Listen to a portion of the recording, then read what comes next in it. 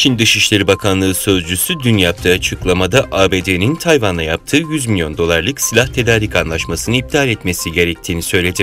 Sözcü, Çin'in egemenliğini korumak için gerekli önlemleri alacaklarını da sözlerine ekledi. ABD Dışişleri Bakanı Antony Blinken, Kuad İttifakı'nın Dışişleri Bakanlarıyla bugün yapacağı görüşme için Melbourne'e gitti. ABD'nin yanı sıra Hindistan, Japonya ve Avustralya'dan bakanların katılacağı dörtlü ittifak toplantısı, ABD ile Rusya arasında tırmanan Ukrayna gerilimiyle Rusya ve Çin'in artan yakınlaşmasının ardından geldi. Blinken, Avustralya'nın ardından Fiji'yi de ziyaret ederek Hawaii'de Japon ve Güney Koreli muhataplarıyla Kuzey Kore'ye dair meseleleri ele alacak.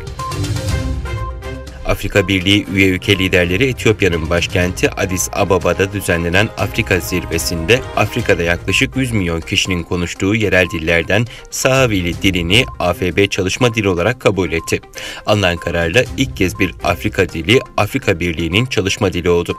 Afrika Birliği programlarında çalışma dili olarak İngilizce ve Fransızca kullanılıyor. Avrupa Birliği Rusya'ya mektup göndermeye hazırlanıyor. Bazı batılı medya kuruluşlarına taslağı sızdırılan 27 AB ülkesinin ortak mektubunda AB Dış İlişkiler ve Güvenlik Politikası Yüksek Temsilcisi Josep Borrell'in imzasının bulunduğu açıklandı. Daha önce Rusya Dışişleri Bakanı Sergey Lavrov'un ABD ve bazı Avrupa ülkelerine gönderdiği mektuba yanıt niteliği taşıyan metinde Moskova'nın Ukrayna sınırından ve Belarus'tan güçlerini çekmesi istendi.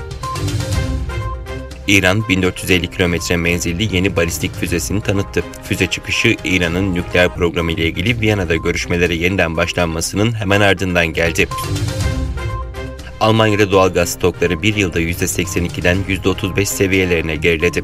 Enerjiye talebin artması, fiyatlardaki yükselme ve Ukrayna krizi nedeniyle yaşanan türbülansın bu yılda sürmesinden endişe ediliyor. Uygur Türklerinin maruz kaldığı insan hakları ihlalleri ve soykırımı yalanlayan Pakistan Başbakanı İmran Han, İstanbul'da protesto edildi. Son birkaç yıldır çeşitli medya organlarının Uygurlarla ilgili ortak sorularında Çin'i suçlamaktan kaçınan Pakistan Başbakanı İmran Han, geçtiğimiz gün Çin medyasına verdiği röportajda kendisinin Pakistan'ın Çin Büyükelçisi'nden bir rapor aldığını, Doğu Türkistan'da Müslümanlara yönelik baskı ve işkence gibi bir şey olmadığını söylemişti.